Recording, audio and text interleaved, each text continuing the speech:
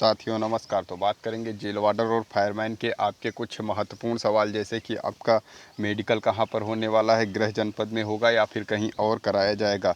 वहीं जानेंगे कि क्या आपका जो सबसे बड़ा सवाल है कि डॉक्यूमेंट क्या अभी से तैयार करा लें, उसके बारे में भी जानेंगे कि आपको समय मिलने वाला है या फिर नहीं मिलने वाला है। और आपने जो मार्कशीट में अपना नाम गलत लिख दिया या फिर अपने पेरेंट्स का नाम गलत लिख दिया, जो भी समस्या है, जैसे कि आपका परमानेंट एड्रेस चेंज हो चुका है, तो उन सबको जानेंगे कि इसका सलूशन क्या है और क्या आपके पास जो वेरिफिकेशन होगा आराम से पहुंच सकता है या फिर नहीं पहुंच सकता है। ठीक है, तो आगे देखते हैं। अगर उससे पहले आपने चैनल को सब्सक्राइब नहीं किया तो ज़रूर कर लीजिएगा और इसको शेयर करिएगा, लाइक ज़रूर कर दीजिएगा। ठीक है, पहले देखते हैं कि मेडिकल जो है गृह जनपद में होगा या फिर कहीं और कराया जाएगा।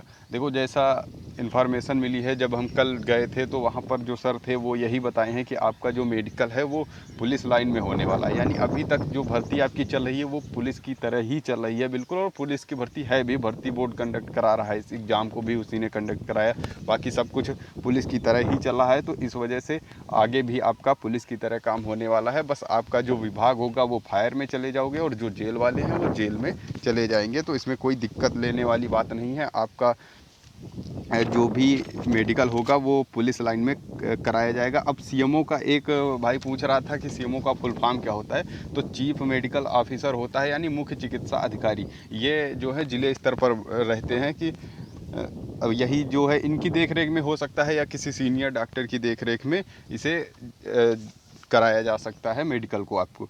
तो कुछ ऐसे भी ज़िले हैं जहां पर कैंडिडेट बहुत ही कम संख्या में पास हुए हैं, उनका जो मेडिकल होगा वो हो सकता है कि आपके बगल वाले डिस्ट्रिक्ट में करा लिया जाए। क्योंकि आपको भी पता है जहां पर 100 लड़के होंगे उतनी टीम तब भी लगेगी डॉक्टर की, और जहाँ पर 20 लड़के होंगे वहाँ भी उतनी ही टीम रखनी पड़ेगी। तो इस वजह से जैसे डीवीपीएसटी टाइम आपने देखा होगा कि जो मेरठ में ज़्यादा कैंडिडेट थे तो उन्हें बरेली शिफ्ट कर दिया गया था, उसी तरीके से यहाँ भी करा सकते हैं। जिस ज़िले में बहुत ही कम कैंडिडेट पास हुए हैं उनका जो मेडिकल बगल वाले डिस्ट्रिक्ट में करा सकते हैं, ऐसा बताया जा रहा है। हालांकि देखना होगा कि आखिर किस स्तर पर कराते हैं। मंडल लेवल पर तो नहीं करा देते हैं, वैसे मंडल लेवल पर होने के बहुत कम चांस है, जैसा कि कल भी बताया गया था कि आपका जो भी मेडिकल है वो पुलिस लाइन में होने वाला है। यानी अब आपके जनपद की पुलिस लाइन में आराम से आपका मेडिकल करा लिया जाएगा, जैसे पुलिस वालों का होता है उसी तरीके से।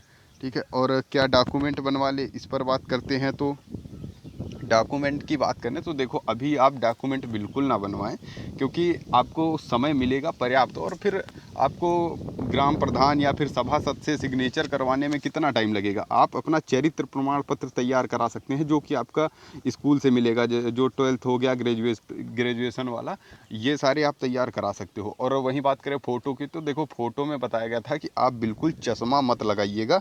बहुत सारे कैंडिडेट होते हैं कि चश्मा लगा के फ़ोटो खिंचवा देते हैं कि थोड़ा सा हम अच्छे लगेंगे। बिल्कुल यहाँ पर अच्छे नहीं लगना है, क्योंकि अगर आप चश्मा लगवा दोगे तो वहाँ पर फिर आपकी आंखें कुछ ज़्यादा ही चेक की जाती हैं। देखो, वहाँ जब आप ही अपना परिचय दे रहे हो कि हम थोड़ा सा कमज़ोर हैं आंखों से, उनके तो मतलब में यही आएगा कि चश्मा इसका लगा है, इसका मतलब इसकी आंख कमज़ोर हो सकती है, तो आपकी आंखें वहाँ पर कुछ ज़्यादा ही चेक की जाएंगी। इस वजह से चश्मा आप बिल्कुल ना लगाइएगा। ऐसा 49,000 में हो चुका है, इस वजह से हम बता रहे हैं आपको। तो आप जब भी फ़ोटो खिंचवाएं 15 फ़ोटो, तो उसमें चश्मा नहीं लगा होना चाहिए, इतना आप याद रख लीजिए। ठीक है, और वहीं बात करते हैं कि मार्कशीट में नाम गलत हो गया है तो क्या दिक्कत होने वाली है। बिल्कुल कोई दिक्कत नहीं होने वाली है। अगर मार्कशीट में नाम गलत हो गया है तो ये सब डीवीपीएसटी के टाइम की बात थी।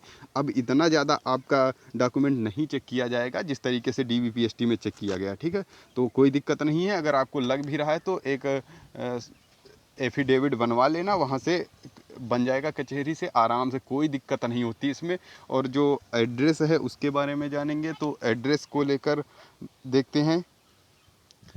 एड्रेस की बात करें तो आपको कुछ नहीं करना है, परेशान होने की ज़रूरत नहीं है। ये सब चीज़ें परेशान होने वाली नहीं होती हैं। ठीक है, जैसे ही कोई नोटिस आएगा बिल्कुल आपको सूचित कर दिया जाएगा। आप चैनल को सब्सक्राइब कर लो, जैसे ही आपके पास पहुंचता है कि वहां से नोटिस कुछ आने चालू हो चुके हैं, जैसे कि कुछ कैंडिडेट के पास कॉल आएंगे, तो आपको बस जहाँ का एड्रेस पहले आपने फिल कर रखा है वहाँ के थाने में जाके आराम से पता कर लेना है कि हमारा कोई नोटिस तो नहीं आया है। बस इतनी सी बात है। बेवजह आप लोग परेशान रहते हो।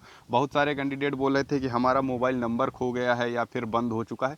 कोई डरने वाली बात नहीं है। बिल्कुल आप लोग बेवजह परेशान हो रहे हो, मोबाइल नंबर बंद हो जाए, कुछ भी बंद हो जाए, टेंशन लेने वाली बात नहीं है, ठीक है। जैसे ही कुछ नोटिस आता है हम आपको बिल्कुल बता देंगे, और वहीं पर आपको जाके बस आपको थोड़ी सी मेहनत करनी पड़ेगी कि आपको अपने पास वाले जो भी आपने थाना फिल कर रखा था एप्लीकेशन में, वहाँ पर आपको जाना पड़ेगा। बार बार जाना पड़ सकता है क्योंकि आपके पास मोबाइल नंबर नहीं है या फिर आपका एड्रेस गलत है, तो इस वजह से थोड़ी सी मेहनत करनी पड़ेगी। वहाँ पर आपको बार बार जाना पड़ेगा और कुछ नहीं करना है।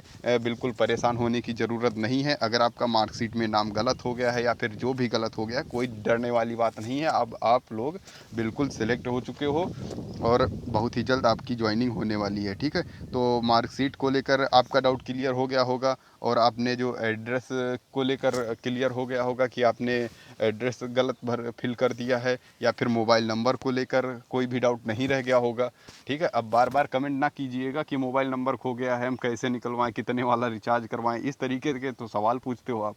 तो बिल्कुल रिचार्ज कराने की भी ज़रूरत नहीं है। आपको जैसे ही कुछ नोटिस आएगा हम बता देंगे, उसके बाद आप थाने से जाके पता कर लीजिएगा। और शपथ पत्र की बात करें तो ये देखो इस तरीके से आ सकता है फायर वालों का। देखो यहाँ पॉइंट नंबर 7 पर आप देखिए, यहाँ पर दिया हुआ है यह कि आवेदन पत्र में उल्लिखित यदि कोई बात गलत पाई जाए अथवा किसी सत्य को छिपाया गया हो तो मुझे फायरमैन के प्रशिक्षण में सम्मिलित नहीं होने दिया जाए, प्रशिक्षण से निकाल दिया जाए तथा विधिक दंड दिया जाए। यानी आप देख रहे हो यही शपथ में लिखा होता है कि अगर हमने कोई भी क्राइम किया है तो हमें इससे बाहर कर दिया जाएगा। इसी तरीके से सब लिखा रहता है। ये फायरमैन वाला है, पुराना है, ठीक है। अभी जब भी नया फॉर्मेट आता है हम बिल्कुल आपको सूचित कर देंगे। वैसे उम्मीद है कि 20 तारीख के बाद आपको कुछ ना कुछ नोटिस देखने को मिलेगा, ठीक है। ये शपथ को लेकर हो गया। तो अभी डॉक्यूमेंट की बात करें कि डॉक्यूमेंट क्या अभी से तैयार करा लें, बिल्कुल तैयार कराने की ज़रूरत नहीं है। बहुत ही जल्द डॉक्यूमेंट तैयार हो जाते हैं। सिर्फ आपको अभी क्या करना है, जो स्कूल से मिलता है कैरेक्टर सर्टिफिकेट उसको कलेक्ट कर लेना है, और जो फ़ोटो है उसको निकलवा लेना है, और आपको कुछ नहीं करना है। ये प्रधान और सभासद वाले बहुत जल्द हो जाते हैं, इसमें कोई भी टाइम नहीं लगता, ठीक है। अब आपको मेडिकल संबंधी भी समस्याएं सॉल्व हो चुकी होंगी कि आपका जो मेडिकल होने वाला है वो गृह जनपद में होने वाला है। देखो गृह जनपद में होगा तो वहाँ पर आपको एक ही बार में फिट होके आना है। यानी आप बात समझ रहे हो ना, किसी भी तरीके से बस पहली ही बार में आपको फिट होके आना है।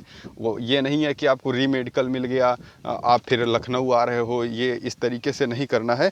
आपसे जो भी हो सके, आप बात को समझ रहे होंगे, आपसे जो भी हो सके वो बिल्कुल उसी टाइम कर देना है और उसको उसी टाइम फिट होके आना है। देखो कैंडिडेट बिल्कुल बाहर नहीं किए जाते हैं, हम आपको बताते हैं। आप खुद थोड़ा सा समझदार हो तो समझ जाइए, क्या 49,000 में नौकरी वाले नहीं थे, या फ्लैट फुट वाले नहीं थे, या फिर उनकी आंखें कमज़ोर नहीं थी? क्या सिर्फ इसी भर्ती में आप लोगों की नौकरी है? ऐसी कोई बात नहीं है, ठीक है। वो भी फिट हुए हैं, आप भी फिट होगे, इसमें कोई भी चिंता करने की बात नहीं है, ठीक है। तो उम्मीद करते हैं कि आपको ये सारी बातें समझ आ गई होंगी। अगर अच्छी लगी हैं तो बिल्कुल लाइक कीजिएगा और शेयर कीजिएगा। Okay, thank you.